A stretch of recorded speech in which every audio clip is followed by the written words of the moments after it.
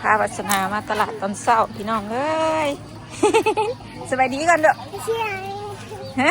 สบายดีงามๆสบายดีป้าลุงงามๆก่อนอย่าถิ่มเด้อกุญแจเด้อเมื่อวันไรเด้อมาแม่ถือบ่แม่ถือมาเบอร์นี่แม่ก็มาหนีเด้ออ่ะก็ไปเบิ่งเนื้อไข่เนื้อนางนะไปเชื้อมันเลิศเลย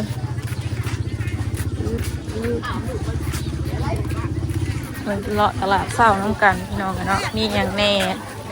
จ้าไปเรื่อยกุญแจเลยรถเขาเปิดเลยพี่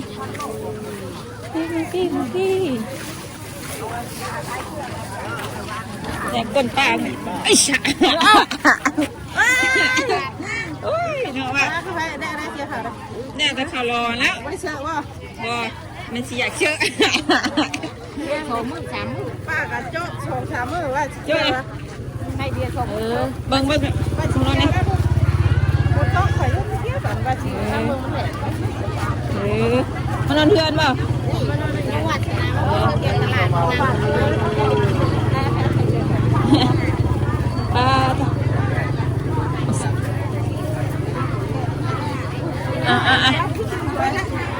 ตื่นเช้าแล้วค่ะเกี่ยวข่าวตื่นเช้าข่าวเขาเกี่ยวข่าวมีหอดมังโตเฮ้ยฟ้าสวยแล้วขายยังเราเพชรป้าหาเงินไม่น่าไปมากุญแจนะแม่ถือมันสีอ่ะมั้ยป้าไปหาเงินเนี่ยเห็นบ้างน่ะเห็นบ้างแม่ไงไม่น่าน่ะเห็นแล้วไปย่างหลังย่างนาดูนามาแล้วแม่บอกนามาแล้ว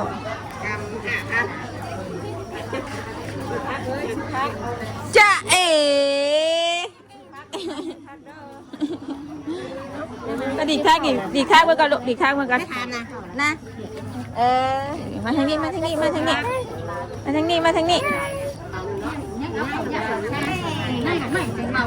นามาของเฮียนบ่มนี่เลยในตู้หอมรักเสียนใส่รักเสียนจะได้เจอกันลำบากในบ้านเกี่ยวอะไรเยอะไปยังเธอเบิ่งแม่ซื้อผักก่อนปะ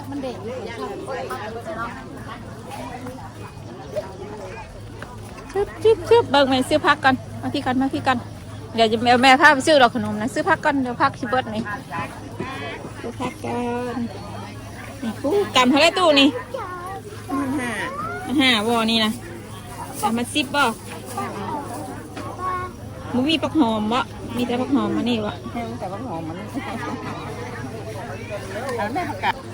ไปเอาไปเรียกไปได้ขนมบ่ไปไปที่นี่หยับมานี่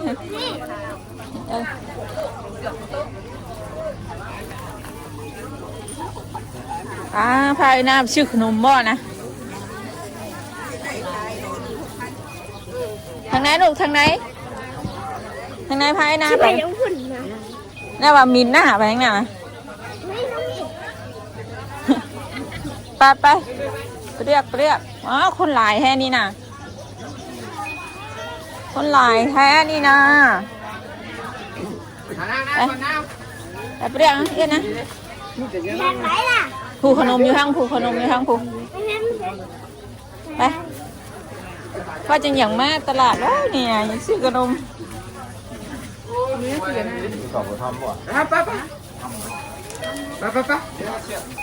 พึบตำผู้ว่าวนะฮะไปเดี๋ยวเอาแบบนี้เดี๋ยวเอานะเดี๋ยวมีซื้อให้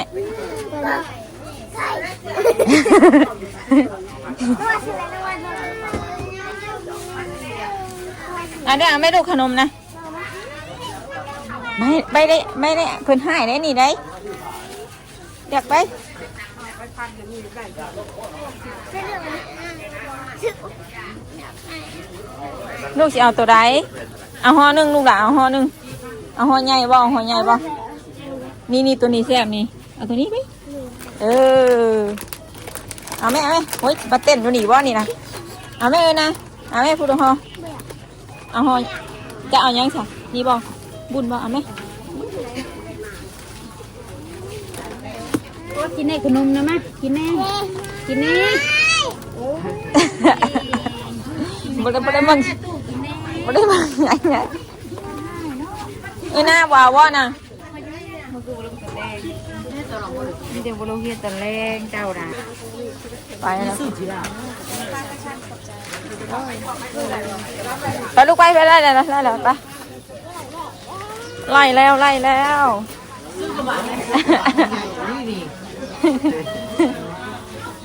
รอตลาดได้ขนมทั้งใหญ่ดีวัฒนาเนี่ยอยากมาตื่นตะเกาไม่ได้ตื่นเช้าค่ะเกี่ยวข่าวตื่นเช้าบังต๊อกขี้ตมนะลูกต๊อกขี้ตมเด้อ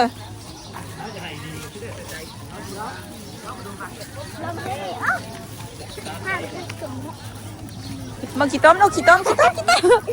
มาพี่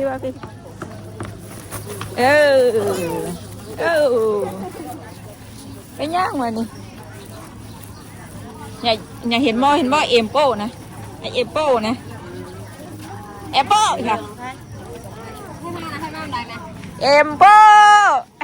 ไปดีสาวไปบริมึงอย่างเดียวบริสอเลยให้ดูข่อยนะไปอย่างเดียวใช้บาทนี่ถูกไปได้ที่บอกลงแล้วบาทนี่ลงลูกแล้วบาทยังเลยยัง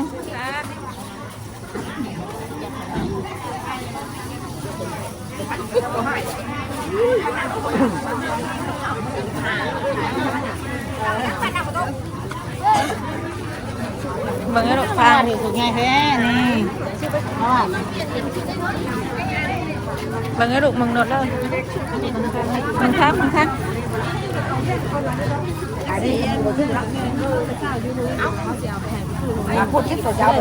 พึบเหยียบพริกคาแท้แบบนี้พึบเหยียบพริกเพิ่นแท้แบบนี้ไปย่างนู่นน่ะไปย่างปะพริกเลยหน้าบ่มาแต่แล้วข้าบอกว่าไม่น่าปวดถือไม่ได้ขายนะมั้งนี่เรื่องเมซื้อนี่กันนู่นน่ะแฟนซื้อนี่กันไม่เห็นปักหอมหน่อยแล้วมันหาท่าน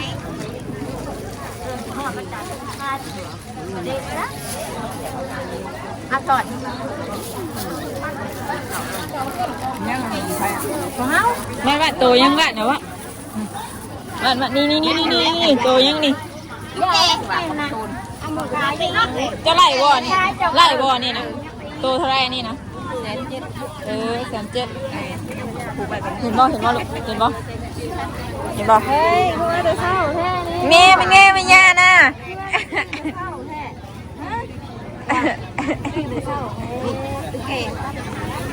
บังแขนหน่อยเล่นเช็คง่ายเริ่มเล่นเห็นอยู่เริ่มเล่นน่ะเรียกว่าอธิบดีป่ะโดยเนี่ยเค้กเริ่มเล่นเปล่าเค้กก็เปล่าได้มือแรงนี่โดยค่ะเปล่ายังหากันไม่มีขึ้นมาดูว่าข้าเกี่ยวข่าวตื่นเช้าเดี๋ยวนี้มึงแขนน้อยบุไปใส่เลยบาทนี้ไปแค่ลูกป้าไปซื้อปุ้นก่อนไปซื้อปุ้นไปเอาว่าสำหรับปลานี้เนาะบริอยู่ได้บาทนี่ไปแล้วได้มึงโดนแล้วลูกมึงโดนแล้ว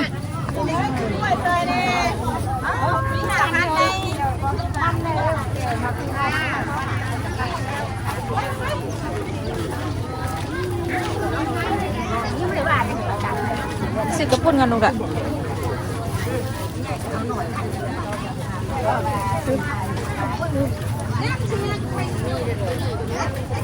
เอาว่าส่งสร้างนี่วะสร้างเห็นมาส่งสร้างเจ้าฮะ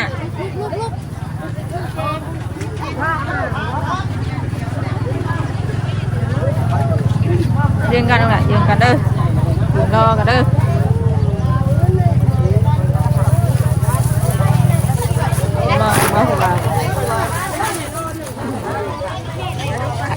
ปุ่นพี่น้องเนาะ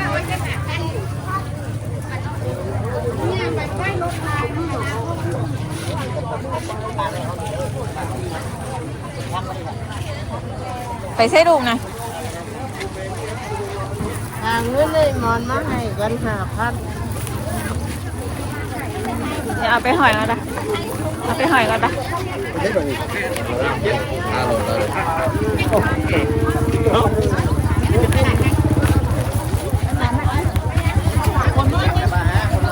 เดี๋ยวเอาไปไว้ก่อนเดี๋ยวเอาไปไว้ก่อนบ้านเดี๋ยวแม่พักมาใหม่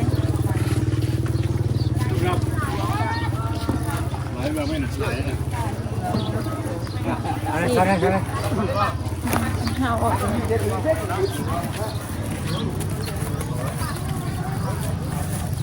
บังรถได้ลูกบังรถได้บังรถ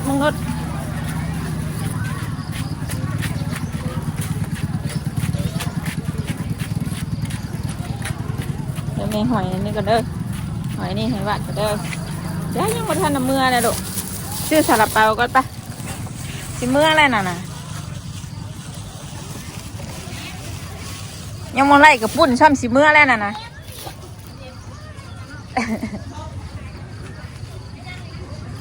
ไปซื้อกับปุ้นกันลูกปะซื้อกับปุ้นเมื่อตอนตู้เขาไปตู้เขาสิมาได้เหมือนนี้ปะเดี๋ยวตู้เขามาได้เหมือน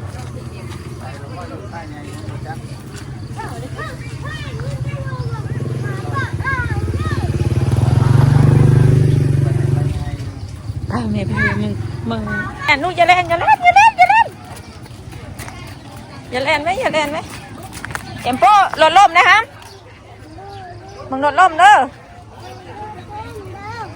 เอ็มโป้ใช่ยังไหม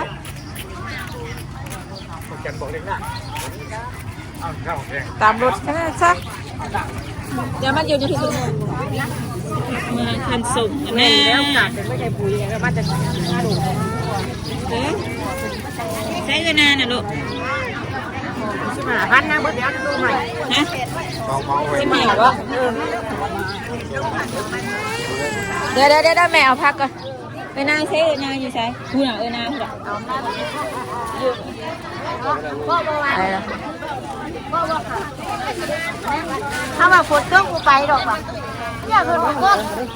เอาดอกนี่ก็อยู่ไปเลย บุญหมักใหญ่ร้อนเนาะหมักไงแหละเนี่ยมาขึ้นหาหวานบ่เนี่ยมันได้มันไม่ได้กินเอากล้วยมาขายปวดหัวเลย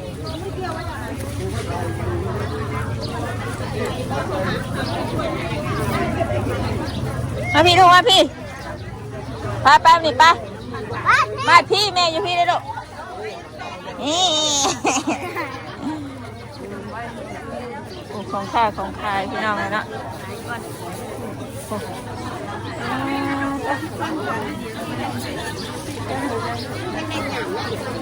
มึงแขวะมึงแข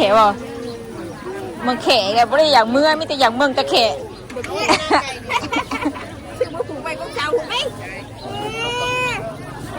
แข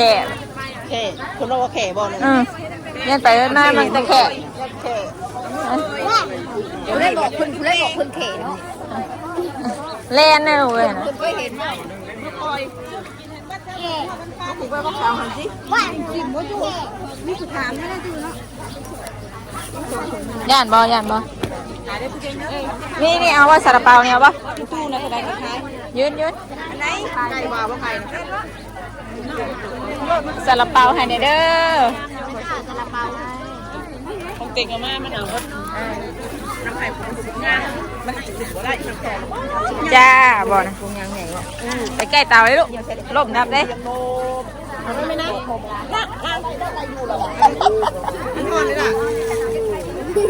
เอาซาวพัน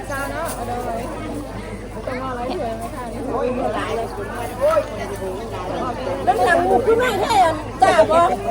น้องน้อยที่กำลังงไหลน้องเอาอีกถุงนึงชี้น้องน้องเอาตัวนึงหน่อย10,000นะ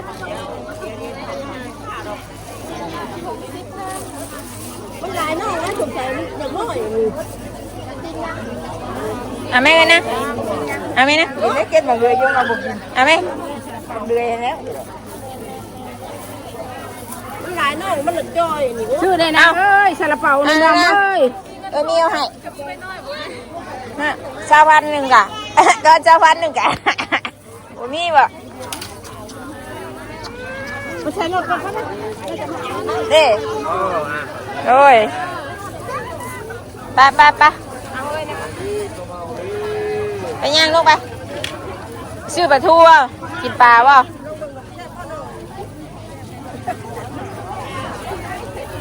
บังรถได้แล้ว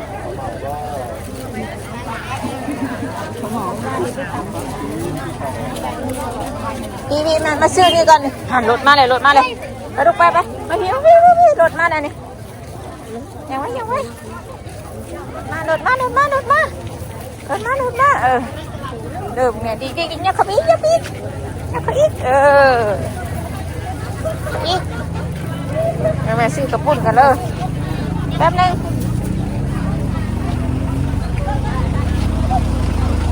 รถง่ายเสียทองรถยังเลยรถยังต้นเสวะแต่ว่าเนี่ย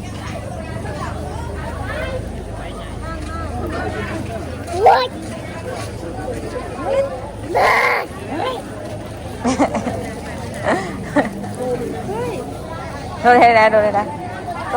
ต้นเสวะซับ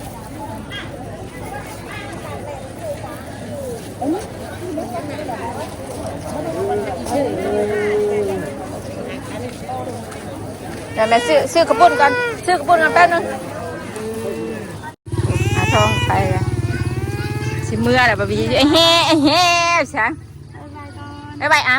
เดี๋ยวเขาเมื่อชวนเดี๋ยวพาไปน้ำเนาะมื้อนี้เนาะยืงเด็ดอ่ะ สบายดีก็จ้าก่อนไปส่งผิวจัก ลบไปลบมาอยู่เลย ก่อนไป มาเสียงโทรศัพท์ท้องดังเลยโทรศัพท์ท้องดังแล้วอ้าวแก้ทิมยังเชื่อนะห้อนบอดอ่ะแก้เชื่อทิมระบาดนี่รถซาเล้งไปก่อน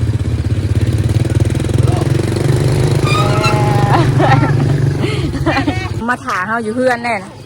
มาหาตู้เนาะโอเคได้อย่างเด้บนต้นตู้นี่ได้อย่างเด้ป้าสาพี่น้องเนาะเดี๋ยวมาพ่อกันอยู่เพื่อนแบบนี้ถ้าวาสนามาเราตลาดดีใจบ่ลูกม่วนบ่เจอหน้าพร้อมบ่แต่ว่าโรงเรียนเนี่ยโรงเรียนกัน